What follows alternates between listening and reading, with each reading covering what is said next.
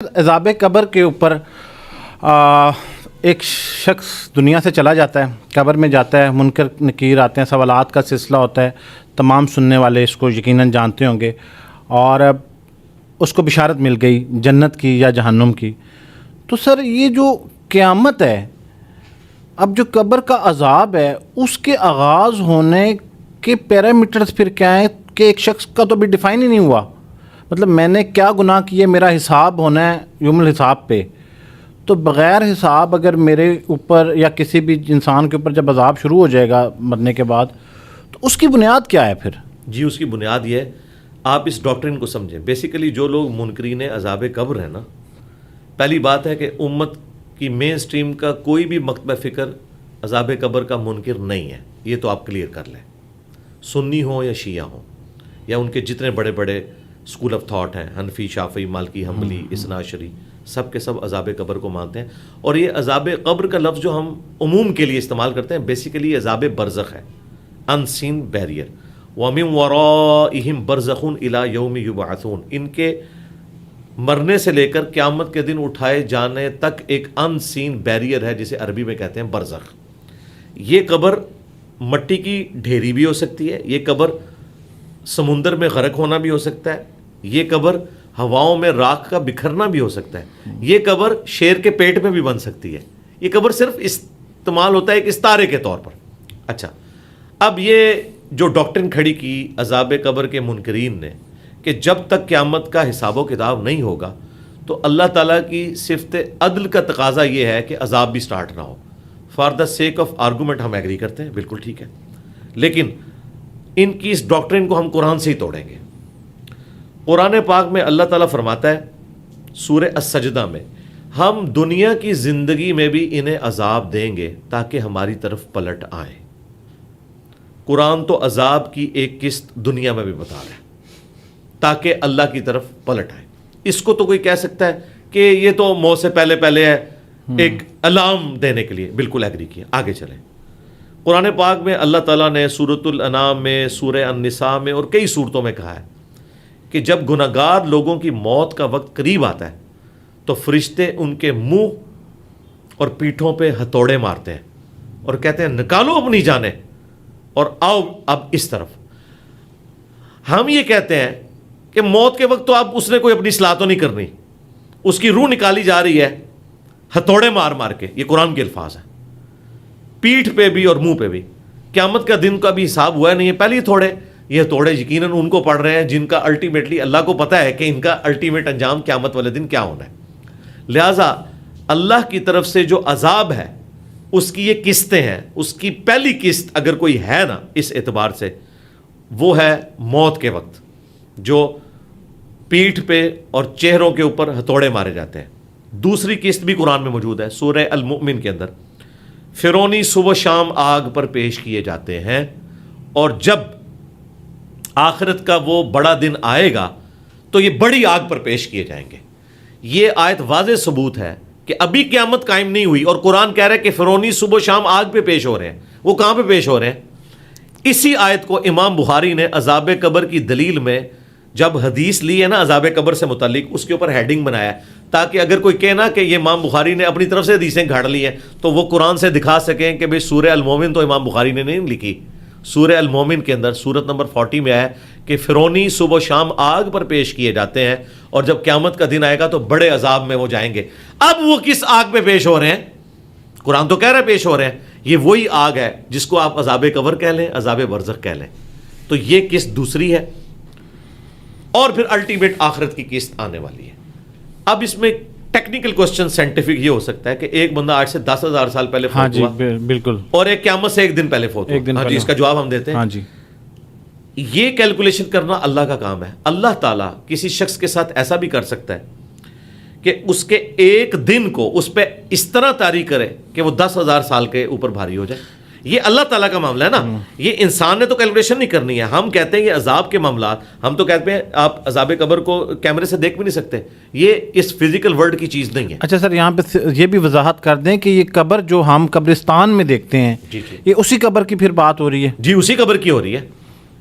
تو پھر سر اگر ایک شخص کسی بھی حادثے کی وجہ سے جی اس کی قبر وہ ہے، میں نے وہ پہلے کلیئر کر دیا. یہ جو میں دھوکہ دیتے ہیں نا کہ جی یہ مٹی کی ڈھیری, جی یہی مٹی کی ڈھیری, کیوں؟ صحیح مسلم حدیث ہے, حضرت عمر بن عاص کی موت کا وقت جب قریب آیا, بڑی لمبی حدیث ہے, 321 نمبر مسلم شریف میں شروع میں ہے, انہوں نے اپنے بیٹے کو نصیحتیں کی. اینڈ پہ انہوں نے کہا کہ جب میں مر جاؤں میری قبر پہ دفنانے کے بعد اتنی دیر بیٹھے رہنا جتنی دیر ایک اونٹ کو نہر کر کے اس کا گوشت تقسیم کیا جاتا ہے, تاکہ میں اپنے رب کے آئے ہوئے فرشتوں کو جوابات دوں اور مجھے استقامت ہو. صحابہ کرام کا یہ عقیدہ تھا کہ اسی قبر میں عذاب ہوتا ہے. اچھا وہ آپ دیکھ نہیں سکتے, وہ تو آیا کہ قرآن کی مجلس کو فرشتوں نے ڈھانپا ہوا ہے, ہم بھی یہاں قرآن کی بات کر رہے ہیں, کدھر ہیں فرشتے؟ ہمیں نظر نہیں آئیں گے. یہ فزیکل ورلڈ کی چیز نہیں ہے, عذاب قبر فزیکل ورلڈ کی چیز نہیں ہے. پتھر کے اندر آگ موجود ہوتی ہے لیکن آپ کو نظر تو نہیں آتی, وہ تو آپ رگڑتے ہیں تو باہر نکلتی ہے نا. یہ چھوڑ دیں, یہ اس فزیکل ورلڈ کی چیز ہی نہیں. لہٰذا یہ ڈیمانڈ کرنا کہ یہی مٹی کی ڈھیری ہے, کوئی بھی ہو, قرآن میں تو یہ ہے نا کہ انسان مرتا ہے اور اسے قبر دی جاتی ہے. حالانکہ اللہ کو پتا تھا کہ ہر بندے کو قبر نہیں ملتی, یہ عموماً بات ہو رہی ہے. اسی طریقے سے صحابہ کرام علیہم رضوان تابعین کو رومن امپائر کی بیٹل فیلڈز میں آگ کے کڑاؤں کے اندر جلایا گیا, وہ روسٹ ہو گئے ہیں, ان کے لیے وہی قبر بن گئی ہے. یہ تو اللہ تعالیٰ کا معاملہ ہے. اچھا پھر سورہ توبہ میں آیا, اے نبی علیہ السلام آندہ کے بعد مستقبل میں آپ نے نہ تو کسی منافق کا جنازہ پڑھنا ہے اور نہ اس کی قبر پہ جا کے کھڑے ہونا ہے. تو یہ جو قبر والا معاملہ چل رہا ہے, اللہ تعالیٰ نے اسے بڑی امپورٹنس دی ہوئی ہے. تو سر جب قیامت کے دن حساب ہوگا تو یہ پھر کوئی اس کی کہاں کوئی وضاحت اللہ نے کیلکولیشن کرنی ہے نا جی, کہ کتنا مائنس ہو گیا, کتنا رہ گیا. اچھا چلے قیامت میں بھی آ جائے, قیامت میں بھی 50,000 سال کا دن ہے, قرآن میں ہے 50,000 سال کا. اب آپ مجھ سے اگر یہ پوچھیں کہ انجینئر صاحب جس کا حساب پہلے دن پہلی گھڑی میں ہو گیا وہ تو ٹھیک ہے, تو جس کی آخری میں, تو پھر آپ کیا جواب دیں گے؟ کیا قرآن کو وائلیٹ کرنا شروع کر دیں گے؟ آپ کہیں گے کہ بھائی قرآن میں آیا ہوا ہے, میں اس کو اسی طریقے سے مانتا ہوں. اب شکر ہے کہ یہ قرآن میں آیا ہوا ہے, یہ حدیث میں آیا ہوتا تو اس کو بھی تختہ مشلوں نے بنا لینا تھا. سر جن کو جنت کی بشارت ملی ہے وہ پھر جنت والی تمام چیزیں ان کو ملنا شروع ہو جائیں گی؟ سرکار یہ آپ کی کیلکولیشن ہے ہی نہیں ہے, نہ یہ پیکج آپ نے آفر کرنا ہے, نہ یہ پیکج گورنمنٹ نے آفر کرنا ہے, نہ امریکہ نے دینا ہے, نہ IMF نے دینا ہے, یہ اللہ نے دینا ہے. یہ اللہ کو پتا ہے کہ وہ آخرت کی کیفیت کیا ہے. ہمیں تو ایک دھندلا سا تصور بتایا گیا ہے, ہمیں تو یہ بھی بتایا گیا ہے بخاری مسلم میں کہ 7 قسم کے لوگوں کو اللہ کے عرش کا سایہ نصیب ہو جائے گا قیامت والے دن میدان محشر میں. ان کی جنت وہیں سے شروع ہو جائے گی. جب اللہ کے عرش کا سایہ مل گیا آپ کو, پھر میدان محشر میں ہونے والے سارے کے سارے کام وہ آپ کے لیے ایک اس تماشائی کے مانند ہے جو پیویلین میں ایئر کنڈیشن کمرے میں بیٹھ کے پسینے میں شرابور کرکٹر کی بیٹنگ دیکھ رہا ہے.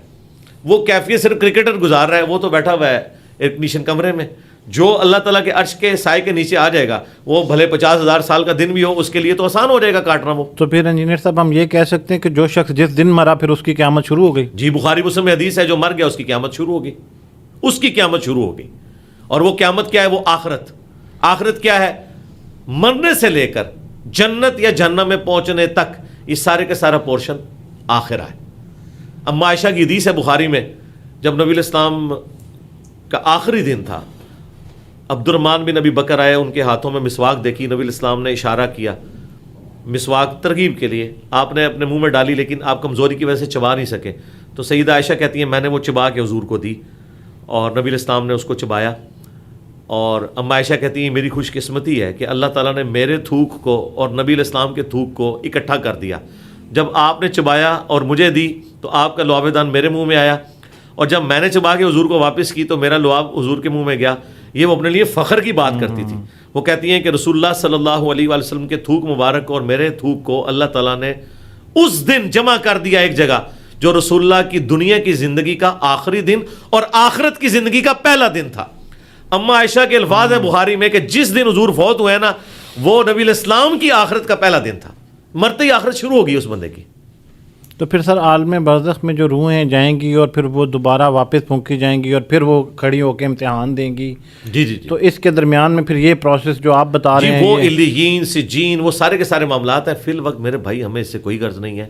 نبی علیہ السلام نے فرمایا میں اور قیامت اس طرح ساتھ بھیجے گئے ہیں جس طرح یہ 2 انگلیاں. صحیح مسلم میں. اب آپ مجھے کہیں کہ انجینئر صاحب یہ والی 2 انگلیاں حضور نے جوڑی تھیں, یہ والی جوڑی تھیں یا یہ والی جوڑی تھیں. یار نبی علیہ السلام انگلیاں اس لیے نہیں جوڑ رہے تھے کہ آپ یہ بتائیں کہ جوڑی کون سی 2 تھی. وہ اس بات کی تھیم کو بتا رہے تھے. تھیم یہ ہے کہ مرنے سے پہلے آخرت کی تیاری کریں. آپ نے اللہ کو منہ دکھانا ہے, جو اس کے پیغمبر کی تعلیمات ہیں آپ اسے فالو کریں، یہ ہے تھیم.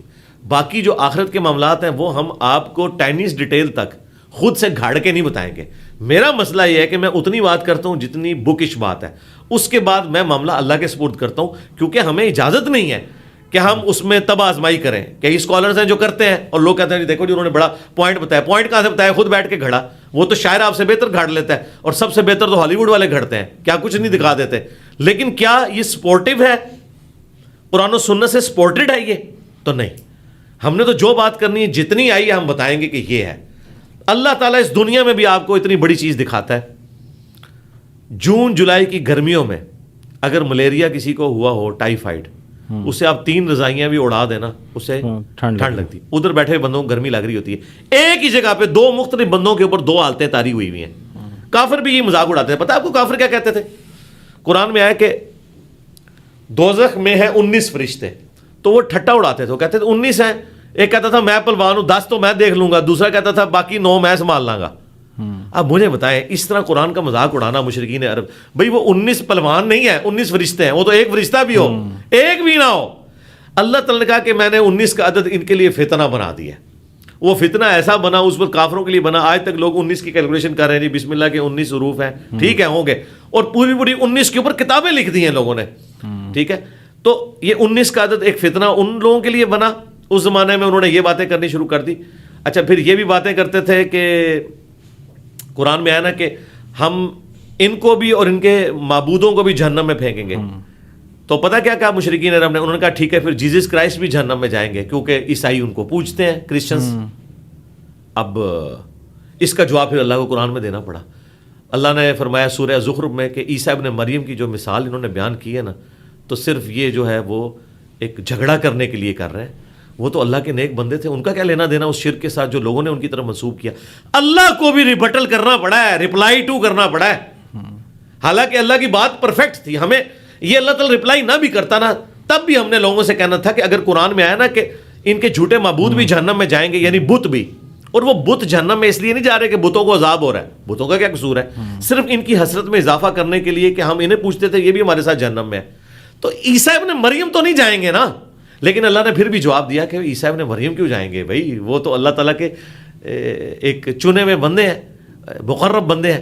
تو یہ جو لوگ پخے چھوڑتے ہیں نا، اس کا جواب اسی لیے تو اتنی موٹی کتاب ہے. ورنہ تو اللہ تو ایک بات ایک صفحے میں بھی کر سکتا تھا. اللہ کو بھی سینکڑوں صفحے چاہیے بات کرنے کے لیے. کیوں؟